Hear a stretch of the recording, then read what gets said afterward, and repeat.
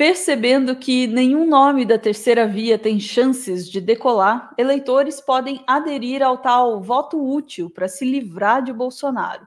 Para vencer no primeiro turno, o PT depende da decisão dessa fatia do eleitorado.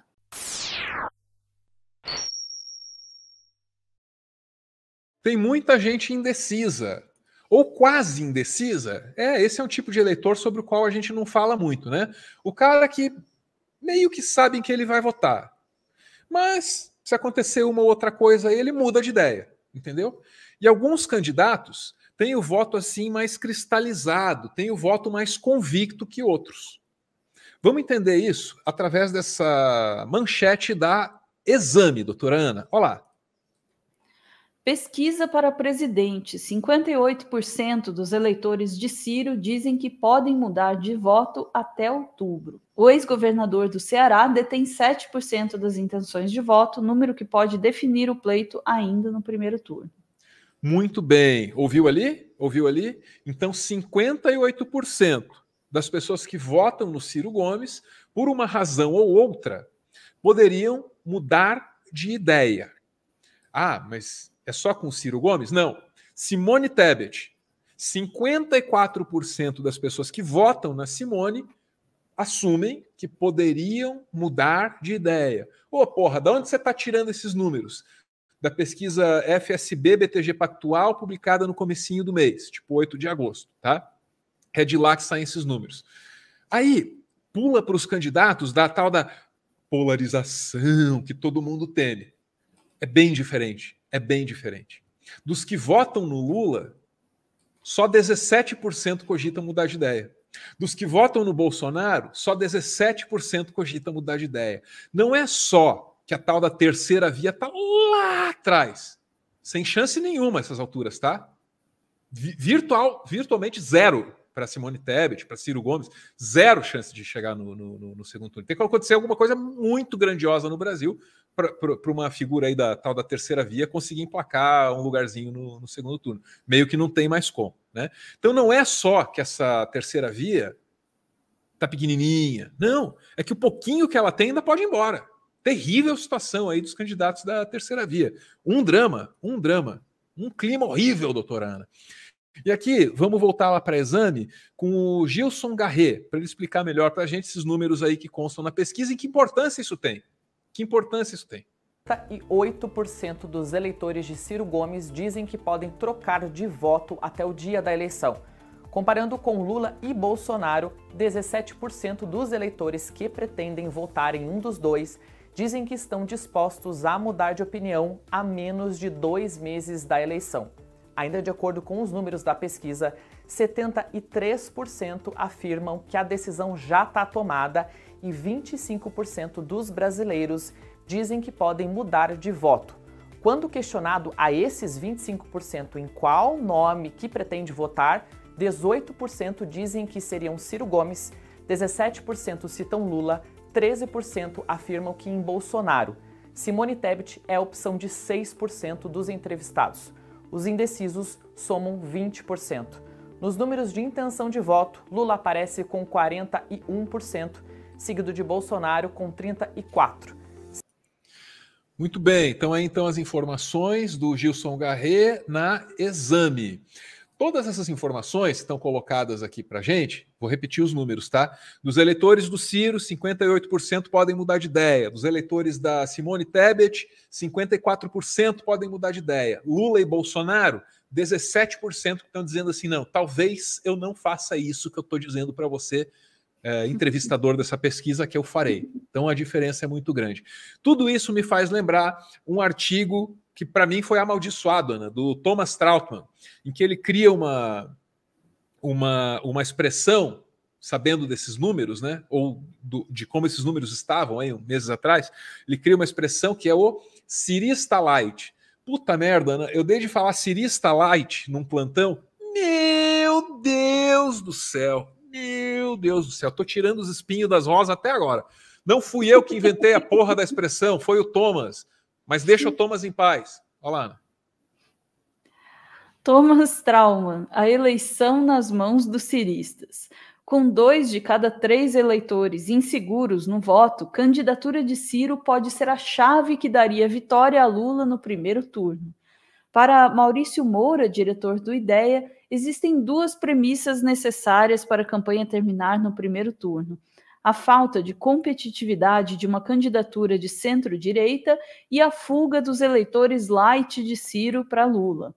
A primeira premissa está dada, com os índices até o momento fracos de Simone Tebet. A segunda, ainda não. A capacidade de Ciro manter esses eleitores fiéis pode ser a chave da eleição. Beleza, então aí então as avaliações do Thomas, tá? E aí você vai dizer assim, não, mas esse é um analista que olha para esses números e tira essa conclusão. Não se engane, o Thomas está trabalhando ali meio que dentro do consenso. Vamos ouvir o Thales Faria, que vai dizer basicamente a mesma coisa.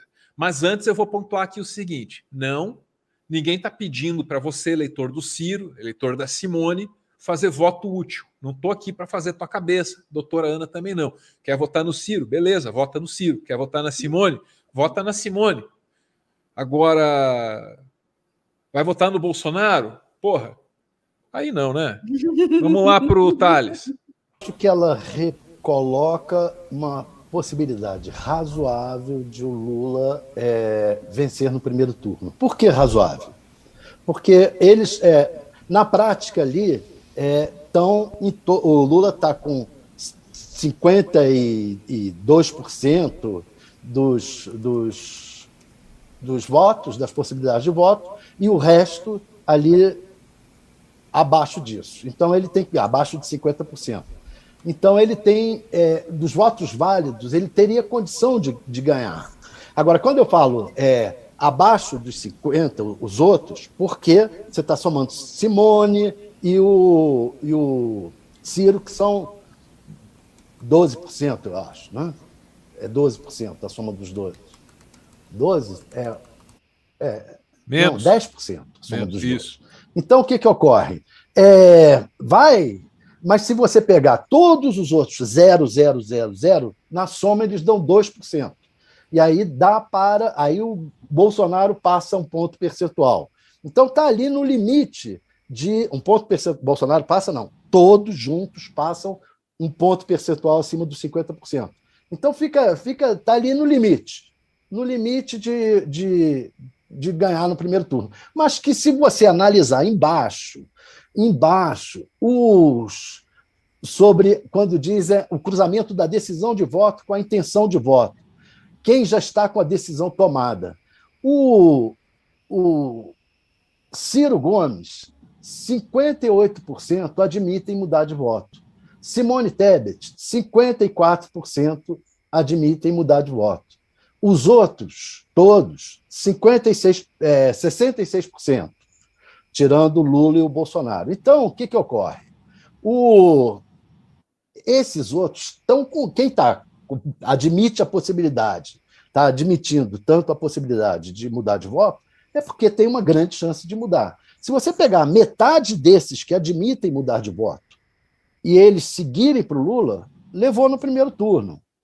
Então, se o Ciro Gomes, por exemplo, que é o maior desses, a maior parte do eleitorado dele teria como segundo voto o Lula. Então, é uma chance razoável de ganhar no primeiro turno. Precisa não errar daqui para frente, fazer uma boa campanha no horário eleitoral gratuito. Interessante ouvir isso, Thales. Muito bem, tá aí então o Thales Faria no UOL. Quero pontuar alguma coisa aqui antes da gente ouvir a Ana, tá? Em primeiro lugar, já disse, não estamos fazendo campanha aqui pelo voto útil. Você é eleitor do Ciro Gomes?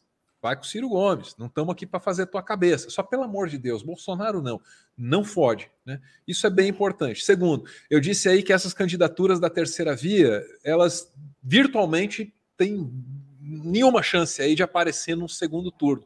No que eu me baseio para dizer isso?